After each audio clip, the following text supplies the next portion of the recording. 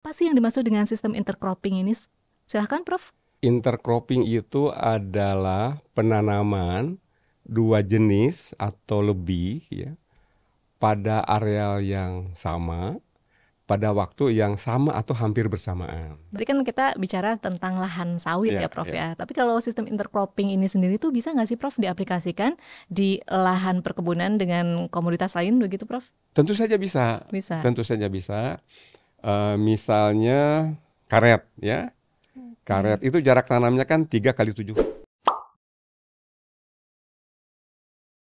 Assalamualaikum warahmatullahi wabarakatuh. Apa kabar Sobat IPB? Selamat datang di IPB Podcast. Nah, Sobat IPB, pada IPB Podcast kali ini kita akan membahas tentang sistem intercropping di lahan sawit. Apa sih yang dimaksud dengan sistem intercropping? Dan jika diaplikasikan di lahan sawit, apakah bisa memberikan benefit kepada petani? Nah, untuk membahas hal tersebut, telah hadir bersama saya di sini, yaitu Guru Besar dari Fakultas Pertanian IPB University, tepatnya dari Departemen Agronomi dan Hortikultura. Beliau adalah Profesor Dr. Sudrajat. Apa kabar, Prof? Baik, baik. Terima kasih, Prof, sudah hadir di IPB Podcast. Sama-sama.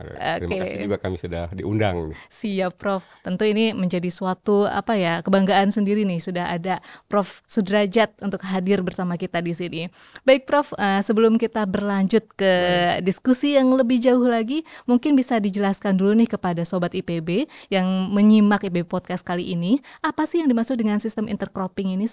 Silahkan, Prof. Baik, terima kasih, Mbak Wina. Eh, Intercropping itu adalah penanaman dua jenis atau lebih ya pada areal yang sama, pada waktu yang sama atau hampir bersamaan. Baik. Nah, jadi dengan intercropping ini itu juga ada persyaratan-persyaratannya. Antara lain pertama, syarat utamanya itu adalah tidak terjadi kompetisi ya Baik. dengan tanam utamanya. Oke. Misalnya untuk sawit itu tidak merugikan pada tanaman sawitnya sendiri, bahkan harusnya menguntungkan baik untuk tanaman pokoknya maupun juga tanaman selanya. Begitu mungkin secara sederhananya definisi Sederhananya ya. dari tumpang sari atau intercropping, Baik. Mbak Wina. Nah, berarti apa sih manfaatnya, Prof? Apalagi jika sistem intercropping ini kita aplikasikan di lahan sawit tadi. Ya, tentu manfaatnya banyak, Mbak Wina ya untuk intercropping ini. Pertama itu adalah diversifikasi tanaman.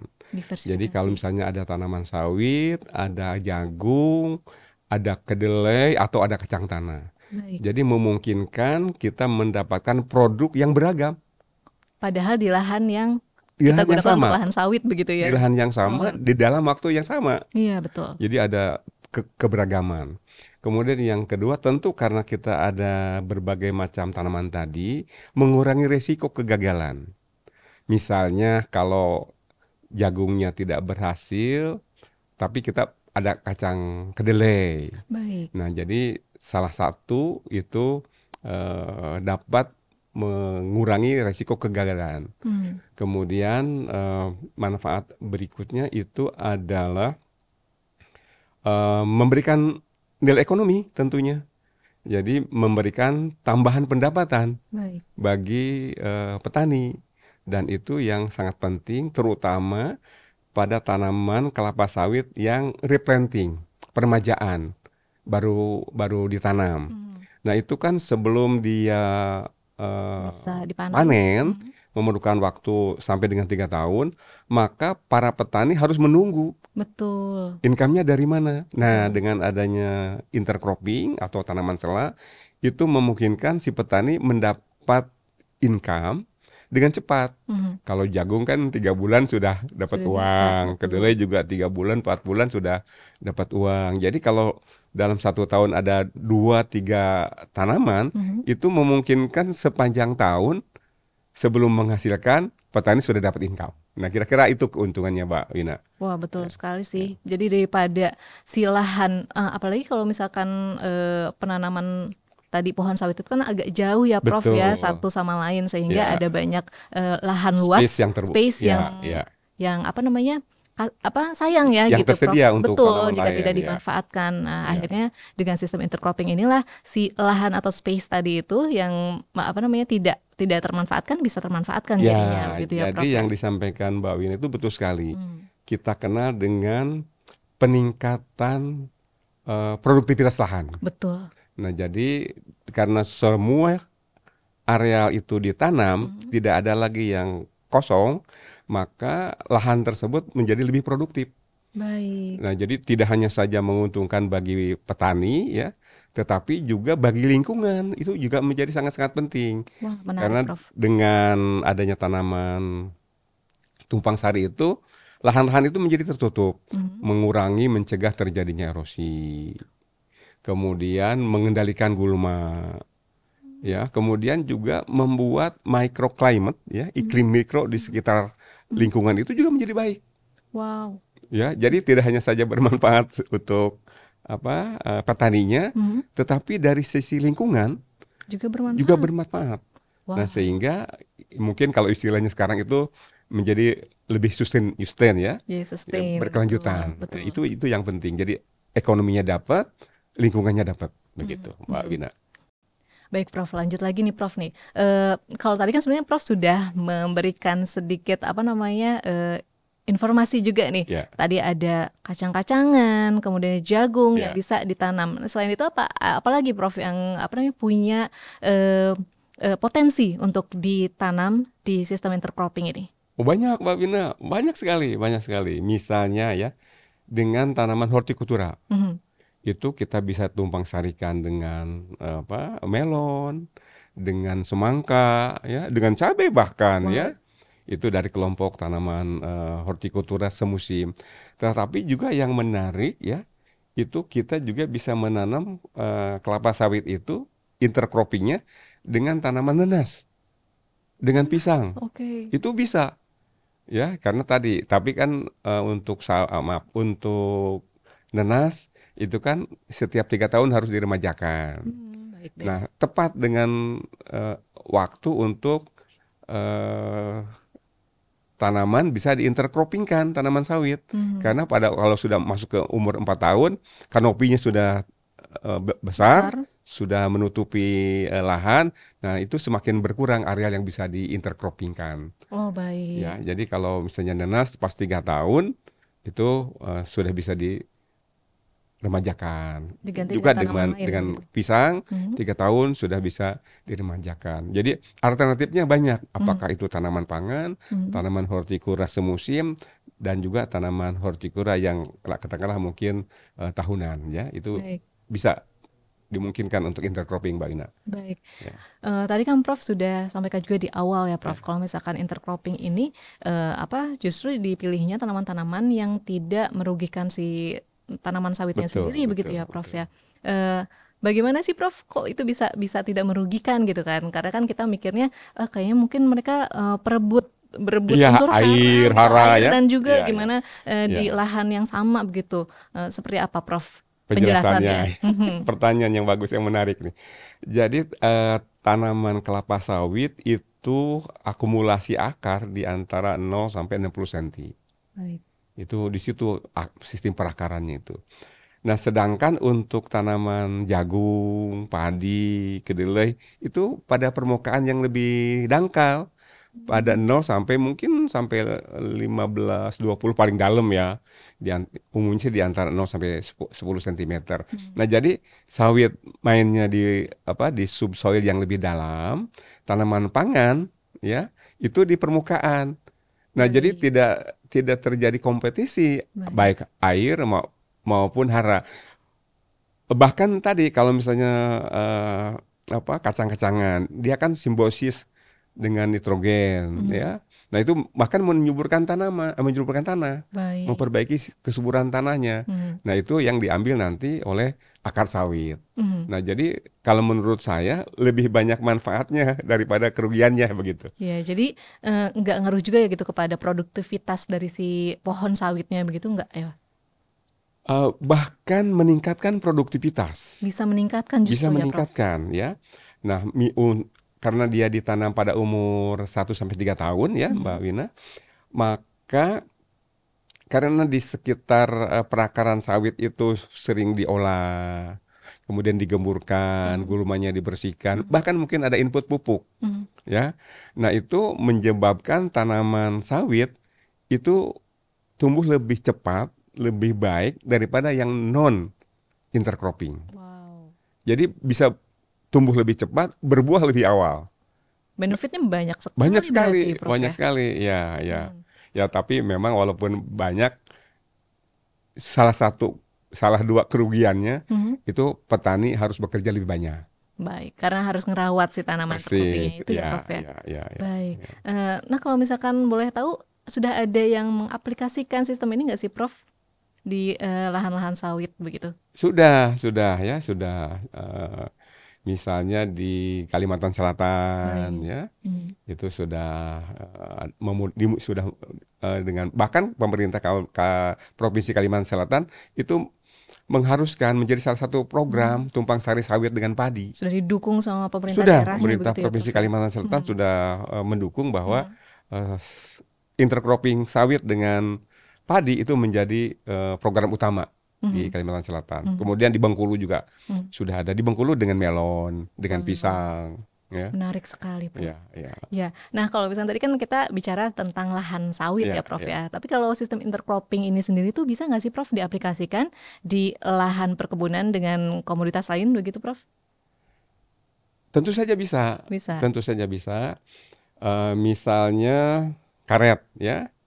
Karet itu jarak tanamnya kan 3 kali 7 meter, 3 meter kali 7 meter. Baik. Ada space yang cukup luas juga. Yang penting ada space itu Ada ya, space Prof itu. ya. Nah, juga bisa dikombinasikan dengan padi gogo, dengan jagung, dengan kacang tanah, dengan kedelai. Jadi intercropping itu tidak hanya sawit saja, tetapi juga dengan tanaman lain. Misalnya dengan karet tadi, ya. Kemudian untuk kelapa, ya. Nah, kelapa juga kan jarak tanamnya 10 kali 10, hampir sama dengan sawit. Nah, Betul. space-nya Lumayan jauh juga. lumayan Besar. besar, ya. Sehingga memungkinkan untuk ditanam dengan tanaman intercropping tadi. Tapi untuk tanaman perkebunan seperti kopi, kakao, itu jarak tanamnya kan lebih sempit, ya, 3 meter kali 3 meter. Jadi sudah rapat. Dan juga tanaman kopi dan kakao dia memerlukan naungan, Baik, ya, baik. memerlukan naungan. Nah, sehingga tidak begitu baik, ya, kalau ditanam dengan tanaman pangan, ya. Itu jadi tidak semua tanaman perkebunan bisa diintercroppingkan, ya. Tetapi kalau sawit, kelapa, karet itu sangat-sangat besar kemungkinannya untuk diintercroppingkan, Mbak Wina. Jadi ini memang sangat besar sekali benefitnya juga untuk petaninya ya, Prof ya. Karena kan sambil tadi kata Prof menunggu panen si komoditas utamanya, dia bisa memanen tanaman intercroppingnya dulu begitu ya, Prof ya. Ya. Memang untuk para petani ini salah satu yang memang sangat, ya, dianjurkan lah, ya, untuk di intercropping, karena itu cash crop-nya jadi lebih cepat, mendapatkan uang lebih cepat. Betul. Ya, tapi memang perlu perhatian khusus karena penanam tanaman pangan itu tidak sama dengan tanaman perkebunan. Baik. Dia perlu perawatan intensif, mungkin juga perlu tambahan modal. Nah, itu jadi ada plus minusnya. Tetapi untuk secara keseluruhan intercropping itu bisa memberikan keuntungan ekonomis dan juga keuntungan ekologis, gitu. Besar intinya benefitnya ya, begitu ya, Prof ya. Tidak hanya untuk petaninya tetapi juga untuk lingkungan sekitarnya juga ini bisa memberikan manfaat begitu ya, Prof. Ya. Nah, Prof, ini pertanyaan terakhir nih, Prof. Baik. Apa sih harapan Profesor sendiri terhadap sistem ini ke depannya? Silakan, Prof. Ya, ini saya menaruh harapan yang besar, ya, pada intercropping antara sawit dan tanaman pangan. Karena sekarang ini di Indonesia ada, kalau tidak salah, sekitar 16 juta hektar. Betul. Sawit. Nah, teoritis, ya, setiap tahun itu harus diremajakan sebesar 4% setiap tahun. 4% Jadi kalau 16 juta hektar kali 4% itu kita akan dapat angka sekitar 640.000 hektar. Betul. Jadi sawit yang perlu diremajakan itu ada 640.000 hektar. Bahkan informasi yang saya dapat sekarang ini karena ada keterlambatan peremajaan, itu mencapai 2 juta hektar yang harus Harus diremajakan. diremajakan. Sekarang belum ya sudah mulai tapi masih besar. Nah, kalau kita ambil saja 25% saja, itu dari 2 juta hektar berarti sekitar 500.000 hektar. Ya, 500.000 hektar. Nah, kalau 1 hektar produktivitas misalnya padi ya, itu dapat, let's say mungkin 5 ton saja. Ya, 5 ton kali 500.000 hektar kan 2,5 juta Wow, banyak. ton ya, Betul. 2,5 juta ton. Nah, kalau misalnya rendemennya padi itu 50%, seperlimanya, ya mungkin kita sudah dapat sekitar seperlima setengahnya, 1 juta sampai 1,2 juta ton beras, ya, Wow. per tahun. Maaf, per musim. Nah, kalau ditanam 2 kali, ya, Dapat itu kan paling tidak dapat 2 sampai 2 juta ton. 2,5 ya segitulah Iya Prof ya. kan? Jadi sangat besar. Nah, untuk itu memang perlu upaya-upaya khusus juga dari pemerintah. Nggak bisa Harus kita, ada dukungan. betul, tidak bisa kita melepaskan ya kepada masyarakat. Harus ada bantuan dari pemerintah. Pertama, bantuan teknis, ya. Artinya bagaimana teknologinya. Kemudian yang kedua, bantuan benih. Betul. Mungkin juga bantuan sarana produksi ya, mungkin pupuk ya.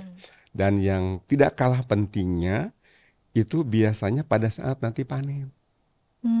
Ini kan Betul. jumlahnya besar. Ini harus ada yang membeli, Iya, yang betul. menerima hasilnya. Harus ada pasarnya. Harus ada pasarnya. Nah, itu barangkali kewajiban dari pemerintah bagaimana mengajak swasta ya untuk bisa mengembangkan ini. Kalau misalnya kita menggunakan model pendekatan ya, kita kenal dengan pentahelik. Betul. Ya, Semua ada stakeholder ikut A-nya berpartisipasi. itu ada akademisi dan para peneliti. B-nya itu adalah teman-teman dari bisnis. swasta. G-nya itu adalah government, Yes. pemerintah ya. Tentu C-nya itu adalah community, masyarakatnya, dan media. Betul.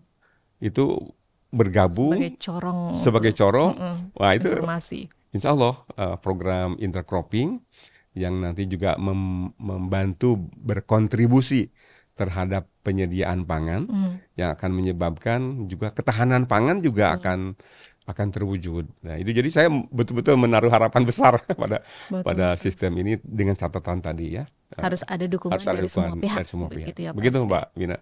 Baik Prof, terima kasih Prof sudah ngobrol-ngobrol nih di IPB Podcast kali ini. Semoga mudah-mudahan dari informasi yang Prof Sudrajat sampaikan tadi, kita semua bisa mendukung sistem intercropping ini ya Prof ya, terutama kita sebagai akademisi juga bisa turut nge-push begitu ya Prof. Amin, ya, amin. sistem ini agar bisa banyak diadopsi begitu ya Prof oleh para petani baik itu petani sawit atau mungkin dari komoditas-komoditas lain begitu ya Prof yang bisa diaplikasikan sistem intercropping ya. Sekali lagi terima kasih Prof. Sama-sama Mbak Wina, terima Nanti kasih banyak. ditunggu lagi mungkin kita bisa ngobrol-ngobrol lagi begitu di IPB Podcast. Terima kasih undangannya. Baik, terima kasih Prof. Ya, demikian Sobat IPB, saya Wina Ekawati dan seluruh kru yang bertugas pamit undur diri. Sampai jumpa. Assalamualaikum warahmatullahi wabarakatuh. Waalaikumsalam.